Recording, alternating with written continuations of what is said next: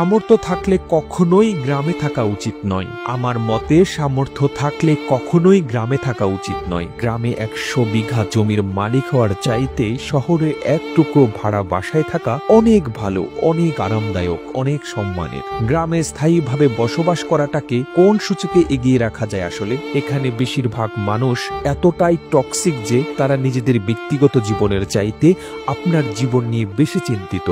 আপনার চুল বড় কেন, অনার্সে পড়া সত্ত্বেও মেয়ের বিয়ে দেয় না কেন, 25 বছর বয়সেও আপনি বেকার কেন, আপনার কোনো ব্যাচমেট বা আপনার সমবয়সী কেউ যদি বিদেশে গিয়ে লাখ লাখ টাকা কামায় তাহলে আপনি এখনো পড়াশোনা করছেন কেন? এসব আজগুবি বিষয় নিয়ে তাদের অনেক টেনশন। গ্রামের সব থেকে বোকা মানুষটাও শহরের মানুষকে এক হাটে 3 বার বিক্রি করতে পারবে। সামান্য জমি জমা নিয়ে যে কূটনৈতিক খেলা চলে গ্রামের মুরব্বীদের মাথায়, তা আন্তর্জাতিক কূটনীতিকদের মাথায়ও খেলবে না। আপনি পুকুরে যত্ন সহকারে মাছ চাষ করবেন, একদিন ঘুম থেকে উঠে দেখবেন যে সব মাছ মরে ভেসে আছে। আপনি কিছু নতুন ফল ফুলের গাছ রোপণ করেন, সকালে দেখবেন গাছের গোড়া থেকে ভেঙে রেখে গেছে। এমনকি আপনার বোনের কিংবা মেয়ের বিয়ে ঠিক করেন, সহজ সরল কেউ একজন নিজে সিএনজি ভাড়া করে যেয়ে বরপক্ষের কাছে দুর্নাম করে বিয়ে ভেঙে দিবে। মাঝে মধ্যে তারা এমন কিছু বিষয় নিয়েও চিন্তিত হয় যেসব বিষয় নিয়ে আপনার ফ্যামিলিও মাথা ঘামায় না। গ্রামের টক্সিসিটির আরো একটি বিরাট পার্ট হচ্ছে ঝগড়া। আপনি এমন কোনো বাড়ি খুঁজে পাবেন না যেখানে জায়গা জমি নিয়ে বিবাদ বা বিরোধ নেই। প্রত্যক্ষ এবং পরোক্ষভাবে এই ফ্যামিলি সেই ফ্যামিলি একজন আরেকজনের সাথে ঝগড়ায় লেগেই থাকে।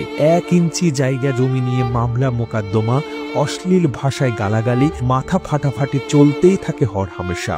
এইজন ওইজনের নামে গোপনে প্যাচ লাগিয়ে ঝগড়া বাঁধিয়ে দেওয়া, কাউকে পছন্দ না হলে তাকে নিয়ে গ্রামের জনে জনে কুৎসা রটানো করা, এমনকি বিবাহের প্রস্তাব আসলেও গোপনে প্যাচ লাগিয়ে দেওয়া যেন গ্রামের মানুষের নিত্যদিনের কাজ। গ্রামের বেশিরভাগ মানুষ এতটাই অজ্ঞ যে তারা সফটওয়্যার ইঞ্জিনিয়ার বোঝে না, ইলেকট্রিক্যাল ইঞ্জিনিয়ার বোঝে না, এমনকি MBBS ডাক্তার মানেও তারা বোঝে না। তাদের কাছে সরকারি চাকরি মানেই পুলিশ হোক সে কনস্টেবল, আর্মি হোক সে সৈনিক, পিয়ন কিংবা প্রাইমারি স্কুলের শিক্ষক, এগুলোই তাদের কাছে সরকারি চাকরির মানদণ্ড।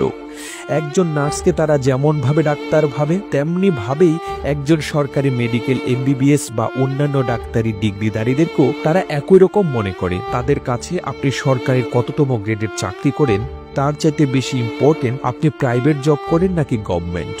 আপনি প্রাইমারি স্কুলের পিয়ন হলেও হয়তোবা তারা মেয়ে বিয়ে দিতে চাইবে, কিন্তু যদি শোনে আপনি প্রাইভেট কোম্পানির চাকরি করেন, সে চাকরি যতই ভালো হোক তারা আমতা আমতা করবেই তাদের কাছে। আপনার উচ্চ শিক্ষা গ্রহণের চাইতে আপনার যে বন্ধু SSC পরীক্ষার পরে সৈনিক, কনস্টেবল কিংবা বিদেশে লেবারে কাজ করতে গিয়েছে তাদের দাম অনেক বেশি। আর টক্সিসিটির সবচেয়ে বিরক্তিকর আরেকটা পার্ট হচ্ছে গ্রামের চায়ের দোকানগুলো। প্রতিটি চায়ের দোকানে চায়ের কাপে চুমুকেই উঠে গীবত দিয়ে, যেখানে কার বউয়ের বাচ্চা হচ্ছে না, কার বউ কার সাথে কথা বলছে, কার ছেলে মেয়ের বিবাহ হচ্ছে না থেকে শুরু করে রাজনীতি, অর্থনীতি, খেলাধুলা কিংবা হাসিনার পালানোর দৃশ্যগুলো নিয়ে আজগুবি গল্প বানানো। কোনোটারই গবেষণা বাকি থাকে না, যার অধিকাংশই আবার গুজব। গ্রামের মানুষ যে কি চিজ, পরনে লুঙ্গি আর আলা ভোলা একখান হাসি দেখে কাউকে সহজ সরল ভাববেন না। তামাম দুনিয়াটা মেলা ক্রিটিক্যাল, ডিপ ফোকাস না করলে টের পাবেন না। এত সবের মাঝেও আপনারও গ্রামে কিছু শুভাকাঙ্ক্ষী থাকে যারা আপনাকে বোঝার চেষ্টা করে, যারা অন্যের জীবন নিয়ে এতটা আগ্রহী বা উৎসাহী নয়। তারা মানে যে উচ্চশিক্ষা গ্রহণের চাইতে বিদেশ চলে যাওয়া কিংবা কোনো কাজে লেগে পড়া কখনোই বেটার অপশন নয়।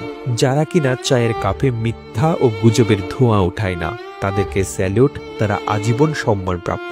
কথাগুলো বলার উদ্দেশ্য কাউকে তিক্ততা বা কাউকে কষ্ট দেওয়া নয়। ভার্সিটি পড়ুয়া বা আমার বয়সে অনেকেই হয়তো বা কথাগুলো রিলেট করতে পারবেন। ঠিক তেমনি আপনার সাথে ঘটে যাওয়া আপনারই গ্রামের এমন কোনো ঘটনা থেকে থাকলে আমাদের কমেন্ট করে জানাতে পারেন। আমরা পরবর্তী ভিডিওতে আপনার গল্পটুকু তুলে ধরব বিশ্ব বাংলায়।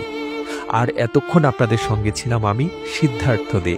আপনারাও ছিলেন বিশ্ব বাংলায়। এভাবেই সঙ্গে থাকুন, আমরা তো ফিরছি নতুন নতুন প্রতিবেদন নিয়ে। একই সাথে আপনি বাংলাদেশের কোন জেলা থেকে এই ভিডিওটি দেখছেন আমাদের কমেন্ট করে জানান। আমরা পরবর্তী ভিডিওতে আপনাকে ধন্যবাদ জানাতে ভুলব না।